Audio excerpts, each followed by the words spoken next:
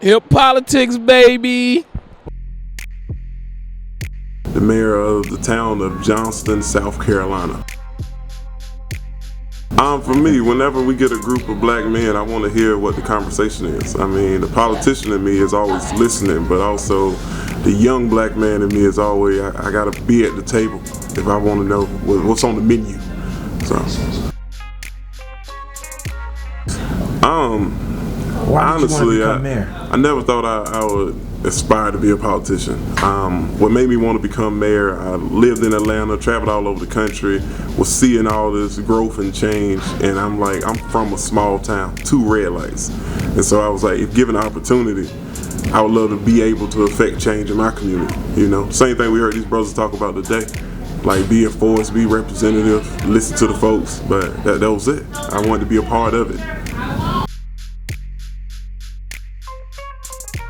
I ran for city council first. Okay. Yeah, my city council race was quite unique. I just moved back to my community.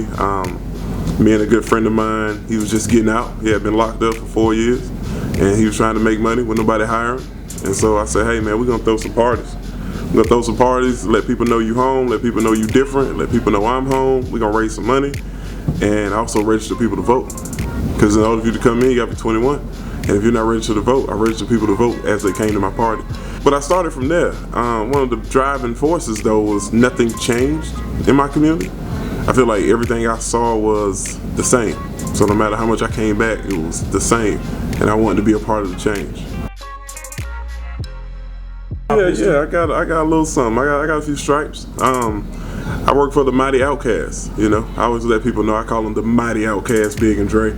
But working with them, I was nominated for a Grammy in '07. What did you do with that? I recorded a song, Royal Flush, yeah, by Cass and Raekwon. Shout out to him.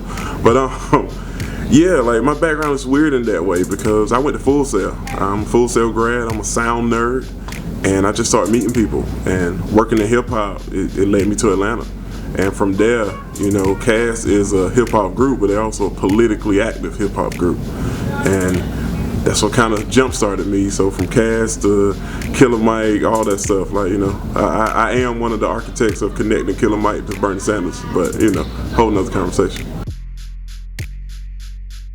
I mean, it's something I say whenever I speak, especially speaking to young people. I am a true example of what hip hop is when it grows up. We always listen to the lyrics of KRS-One and Public Enemy, EPMD, Rakim even. And they were talking about changing their community and the community they lived in. But we are it. There's no change to seek when that change is you. You remember, where you stand is also where you sit.